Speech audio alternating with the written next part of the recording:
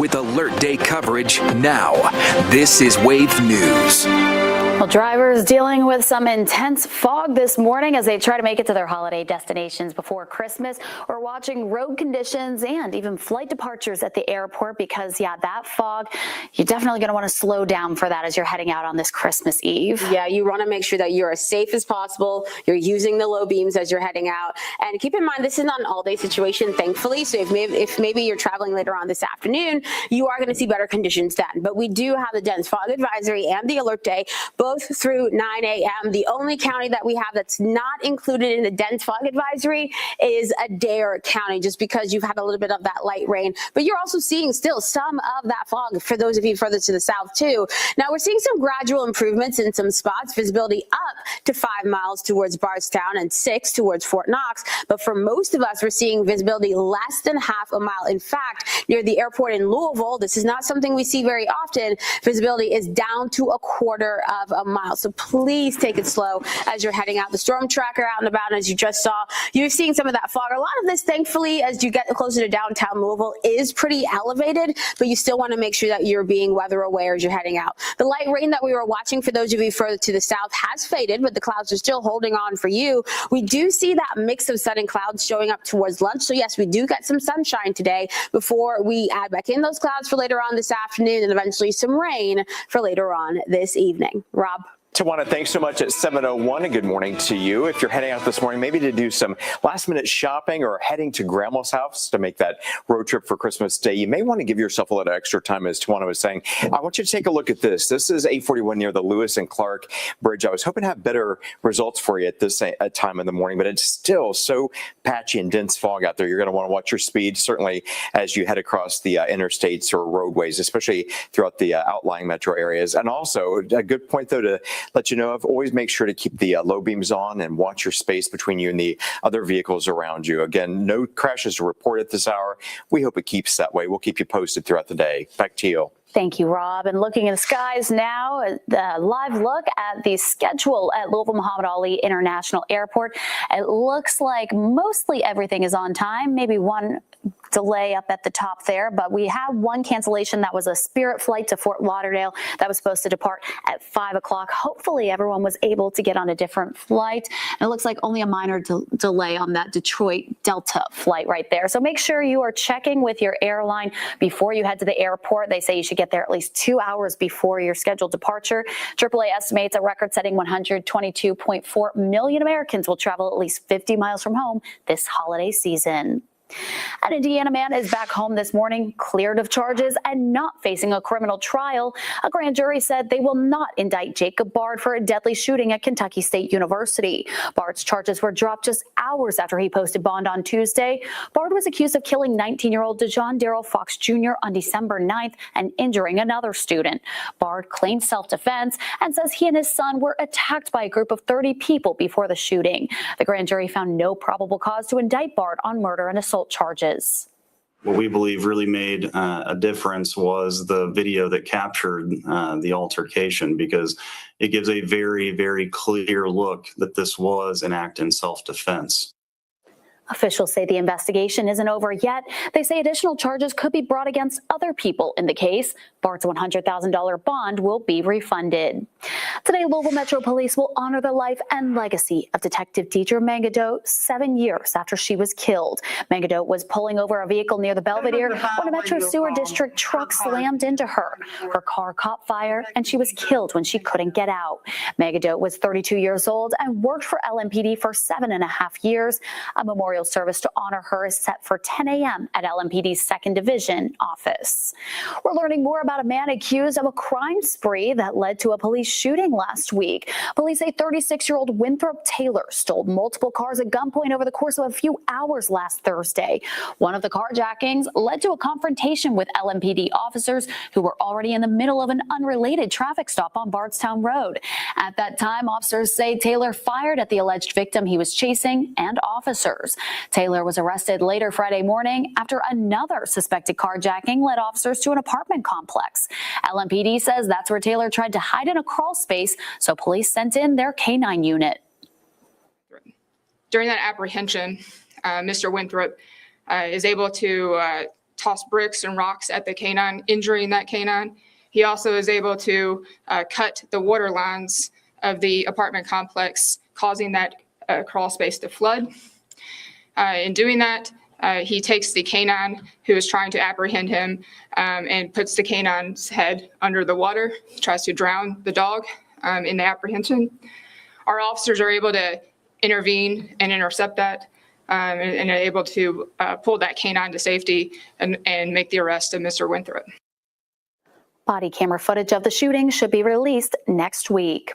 The Louisville Metro Police Department is reporting a 21% decrease in homicides as 2025 comes to a close, with 111 homicides recorded this year compared to 141 in 2024. While it's a step in the right direction, the department is still facing other hurdles. Rob Wells is back with details. Rob? Yeah, and Olivia, that includes 2 recent police-involved shootings, according to Chief Paul Humphrey. LMPD is preparing to release body camera video from 2 separate police shootings that happened just within hours of each other. One last Thursday along West Chestnut Street, the other Friday morning on Bardstown Road near the Gardner Lane Shopping Center. While Humphrey wouldn't comment on those cases, he said it appears right now that officers acted accordingly. Meanwhile, Chief Humphrey says that the department is adjusting its crime reduction plan. Starting next year, LMPD will shift focus from crime on Preston Highway and Grade Lane to the California neighborhood. That means a lot more technology, investigative resources, and police presence within that neighborhood. That means that officers are going out there and making contacts with people. They're doing the work that we're asking them to do. And according to Chief Humphrey, total violent crime in LMPD's sustained focus improvement areas is down about 20%. Humphrey also emphasized LMPD data revealing that people in the community trust what they're doing a lot more now than they did just 2 years ago. Olivia. Thank you, Rob. A LaGrange man will be able to spend Christmas with his family after first responders used drone technology to rescue him. First responders were first called to the Cherry Creek neighborhood around 3 o'clock Saturday. They say the man had been missing for more than 24 hours, and it was important they find him before nightfall. The fire department and the aerial response team put up drones along the path the man typically walks. Drone pilots used thermal imaging and found the man deep in a brush incline. He was taken to the hospital to be treated before he was reunited with his family. Jeffersontown police say they stopped 55 pounds of meth from entering the community after they found it disguised as Christmas gifts. 23-year-old Jacob Talamontes of Nebraska is charged with trafficking. Police say they found the meth in his truck on Bluegrass Parkway. The meth was found inside multiple boxes wrapped in Christmas paper. Jeffersontown police say Talamontes tried to walk away from police but was quickly arrested. Authorities say he could face additional charges as the investigation continues. Kentucky's first medical marijuana dispensary is temporarily closed less than 2 weeks after opening. A message on the Post dispensary website says it's sold out of a product and temporarily closed. The store in Beaver Dam, Ohio County first opened December 13th. Products at the store were grown by Farm-Tucky. That's the first licensed cultivator to bring medical marijuana to the market. The message says the dispensary plans to reopen in January. A major change for student loan borrowers. If you're behind on payments, the government is about to take action. Find out how your wallet could be impacted next.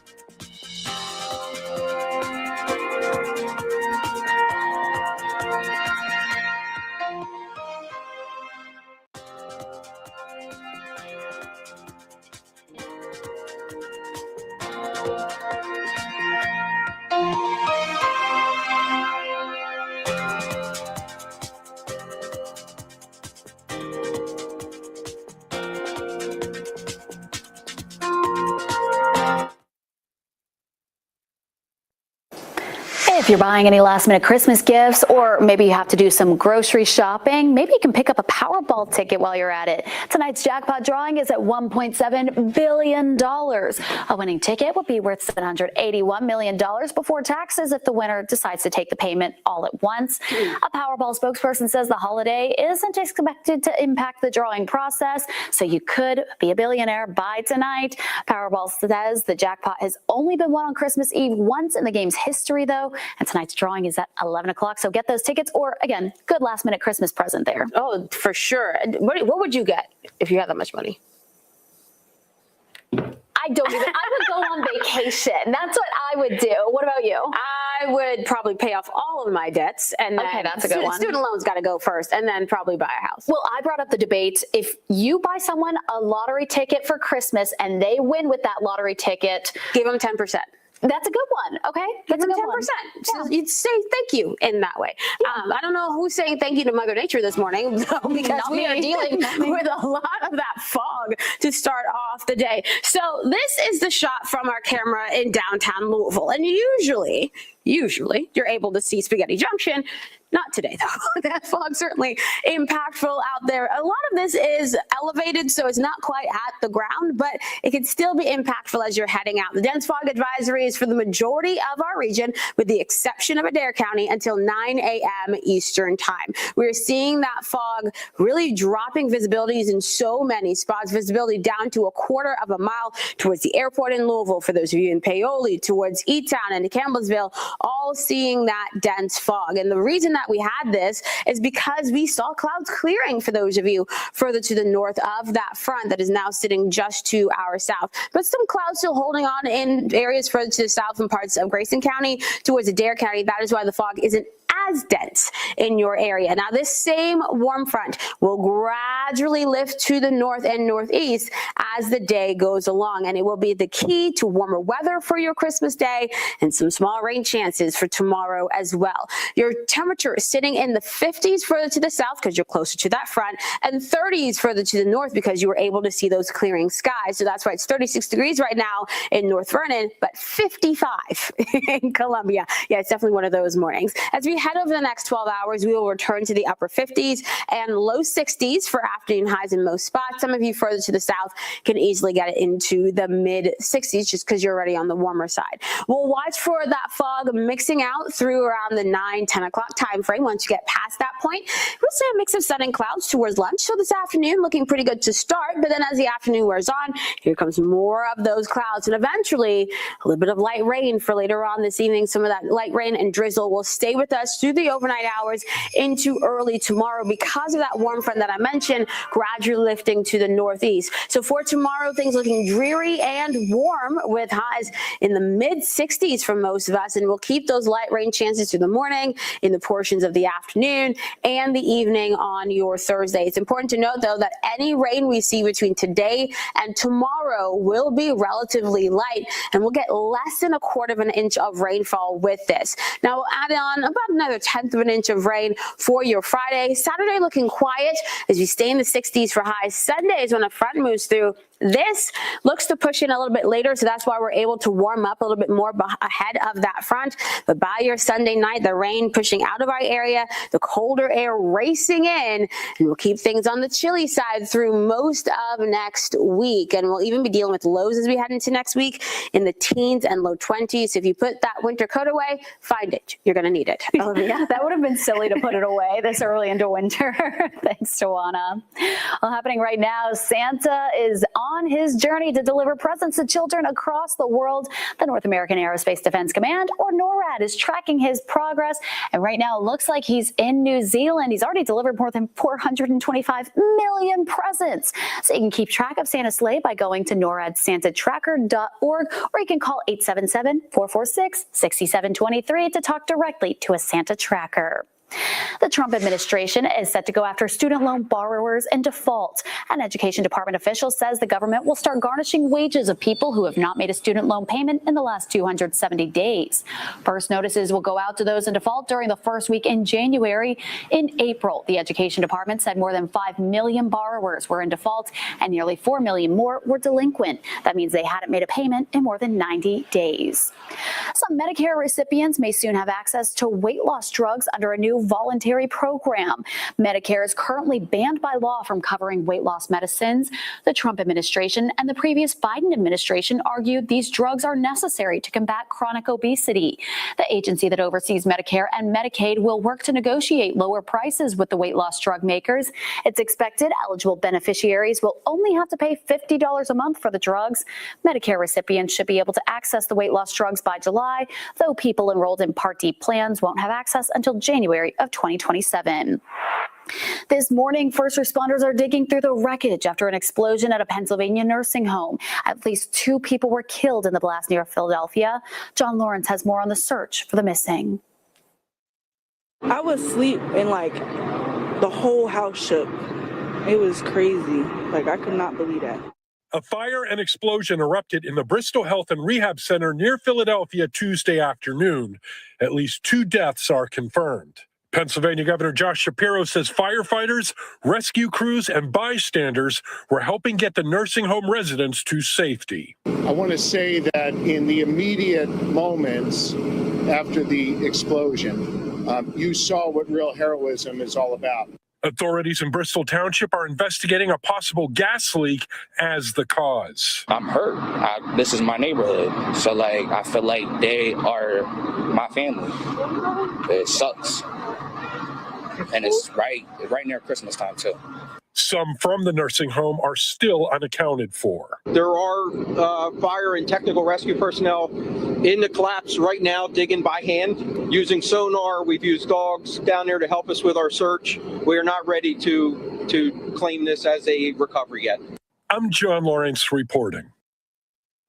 Authorities say multiple residents have been hospitalized due to the explosion.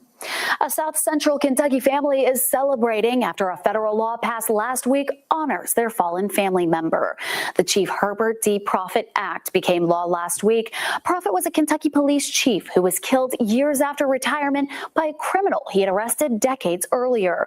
The law ensures retired law enforcement officers and their families will be eligible for the same line of duty death and disability benefits as active officers, even if the incident occurs after retirement. Proffitt's son says it's great to see his father's legacy will live on and help other families. We pushed this hard for 2 years. When Congressman Andy Barr first took the bill and tried to get it through the House, there was a little problem getting it through. And I think it was because it was new. Nobody was really familiar with it. And so we just really had to educate as far as you could say, the congressmen, the senators, to what it actually involved and what, that we were actually wanting to get pushed through. The law is retroactive to January 1st, 2012, making Chief Proffitt's family eligible for the benefits they were once denied. Coming up, you'll see how the power of the Swiftie community and some caring hospital workers brought joy to a 12-year-old boy during a difficult time.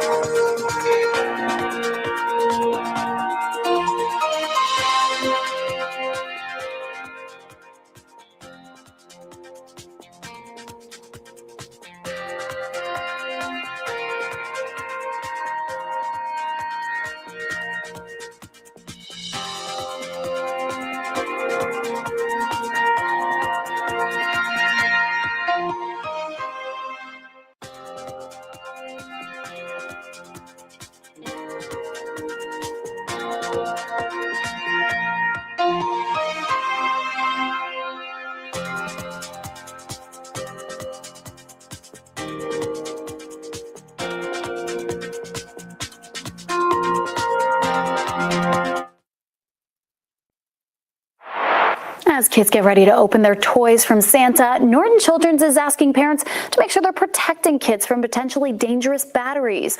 Norton says small button batteries can put kids at risk. Norton Children's says their emergency department has seen 2 button battery cases within the last month. According to the Safe Kids Worldwide, more than 2,800 kids are treated in emergency rooms each year after swallowing these button batteries. If a battery compartment is not secured on a toy and a child is able to open that and swallow a button battery, the caregiver might not realize that they're choking on anything. It will probably go down fine. And the problem is we don't know it until we start seeing those signs. And if we see signs, it can be too late. If your child receives a toy for Christmas, before they play with it, just really inspect it. Look for, safe and sturdy construction, any kind of flimsy pieces that might break off easy. Find those battery compartments and note how they are secured. Damage from button batteries can be rapid and severe. If there's any concern about the ingestion of a button battery, you should head to the emergency department immediately. A Highview homeowner who used to work for an amusement park has a unique holiday light display set up, complete with a Ferris wheel, a roller coaster, and so much more. Wave News photojournalist Marty Pearl takes us on this Christmas joyride. People love the roller coaster, okay? The roller coaster took 2 years in development, trying to get it to run right. And then a year after we got it running right, we decided to add the loop. Anybody could put lights up, but to do what I do, well, a lot of people can't afford Disney World. This here doesn't cost nobody to come by and see it. I used to be in charge of the roller coasters, the Stream Machine in Six Flags Great Adventure in Jackson, New Jersey. I seen how they put it together and everything, and I thought I'm going to build it and so people could see it. How tall is that at its peak? 19 feet.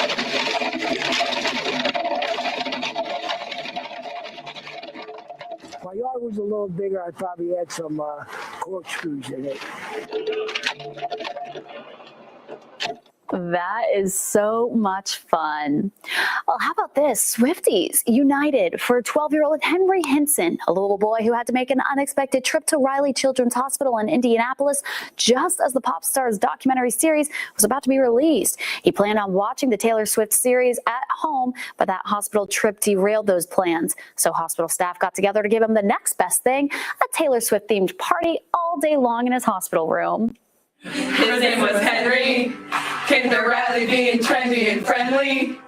Indy's a big brand new city. I'm a firm believer that, even inside the walls of hospital, children deserve a childhood. He deserves the magic of experiencing a new docuseries that his favorite artist released. Henry's now back at home after 4 surgeries and 28 days in the hospital. He plans on being back to normal activities next month, getting to join his cheer team at a competition. And we're taking one final look at NORAD's Santa tracker. Right now, he's in Fiji. Maybe he should stop there a little longer, enjoy a vacation. But so far, he's delivered more than 495 million presents to children across the world, and you can track that online. Thanks so much for joining us here for Sunrise Extra. Hope you have a very Merry Christmas.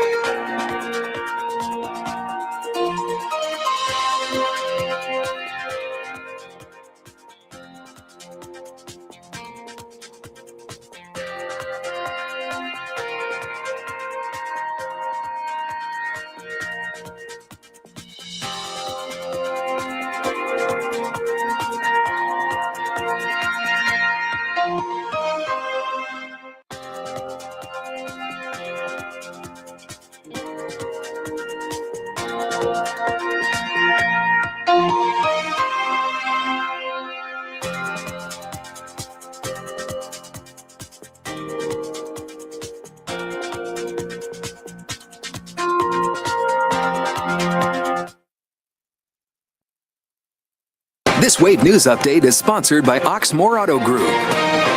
Good morning. I'm Olivia Russell. You're watching Wave. A grand jury decided not to indict a man accused of shooting 2 students at Kentucky State University. Jacob Bard's murder and assault charges were dropped.